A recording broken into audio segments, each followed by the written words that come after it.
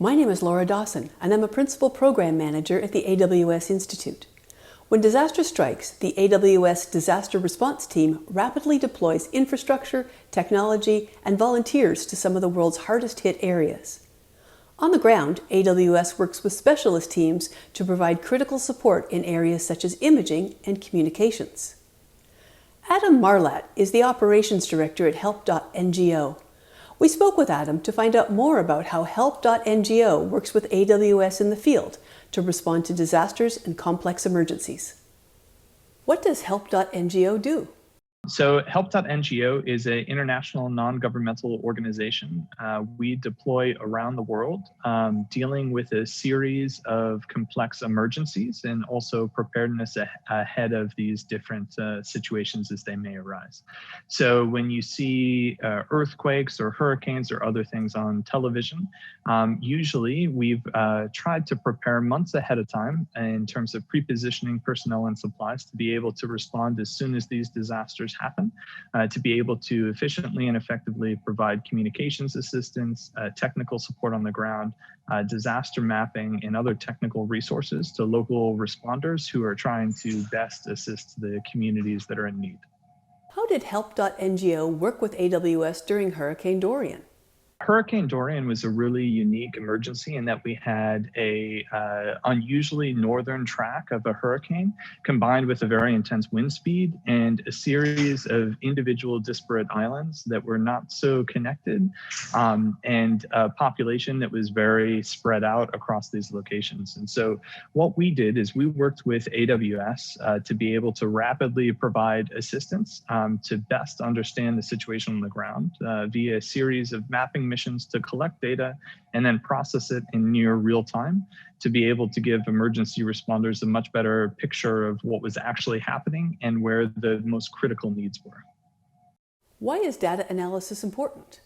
Over the past 10 years, the collection of data has become more and more important in disaster response. Frequently in the past, experienced emergency managers would kind of make a gut feeling on what it was that was needed on the ground. But obviously, as we know, with real-time data analytics, we can actually get a concrete answer of what is the most immediate need, at what quantity, and at what location. So our ability to actually process this data becomes mission critical because we can actually provide those answers to the logisticians and professionals domestically in the particular emergency, but also internationally, who have to decide what are going to be the mission critical resources on the first aircraft or the first ship that's going to come into an emergency. So data has been a game changer because it gives us the opportunity to actually get the right resource at the right time to the right location, which normally would just have to be a judgment call.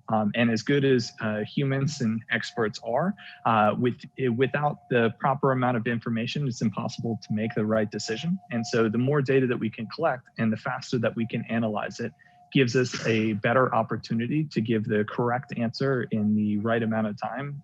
So that way that first aircraft that's coming out actually has the right supplies on it. How and why do you collect high-resolution drone imagery? Drone collections is actually something that we've recently started to integrate. So the humanitarian response community has used high-resolution mapping or reasonably high-resolution mapping for a number of years, for about a decade. What we started to introduce is what we call very high-resolution imagery, which gives us the ability to better define characteristics on the ground. And it's beyond the capability of what a satellite would provide. So we leverage drones as a tool to give us the means of collecting this higher level data set, which can give us more accurate information.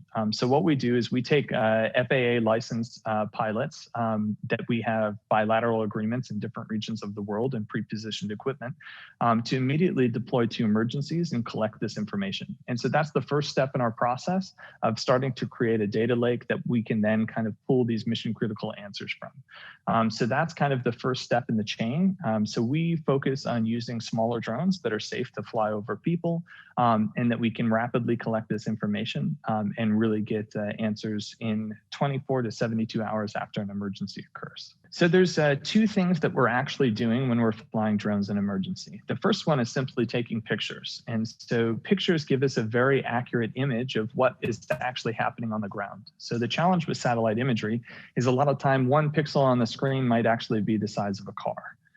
But with drone imagery, we can see things as small as a soda bottle. So it really gives us an accurate picture of what's happening. So we know if a road is blocked, or if part of a hospital is destroyed, or a lot of these other pieces of really important information that might be impossible to gather by just simply trying to call a location, especially if cell phones are completely offline.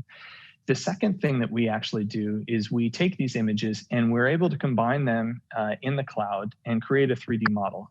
And so this 3D model gives us the ability to actually go in and make very educated guesses in terms of population density, because we can understand what the size of a building is and how many people might live there, but also where likely stormwater might have pooled.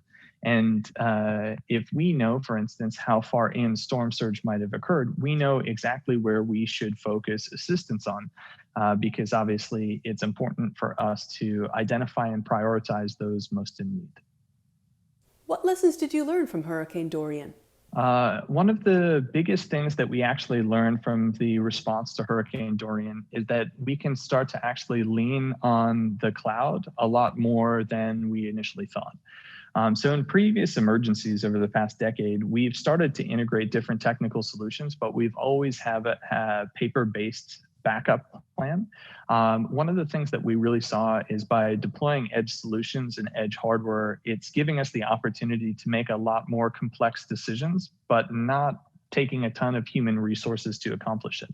So one of the things that we plan on doing in the future is actually being able to press more of these decisions to the cloud and see what we can get out in terms of being able to prioritize areas and how we'll respond in the future. So we're looking forward to continuing to build various algorithms that we can continue to press to give us more educated answers in the future.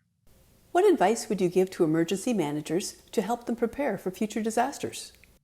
Obviously, I think one of the most thankless jobs is being an emergency manager, because if you have to go into action, it means that something has gone very wrong. One of the biggest things that I would say that you could take away if you're an emergency manager listening to this is that there's the opportunity to really increase your arsenal of response capacity by leveraging the cloud and leveraging edge solutions to really give you the answers in the amount of time that you need to really dispatch the appropriate resource at the appropriate time at the appropriate level. I think that some of the things that we're doing now used to seem like science fiction, and it's very interesting that we're now able to remove humans from the process in some of these things. So with one or two response personnel, we can really get accurate information on where the most critical need is and how we can best respond to that location.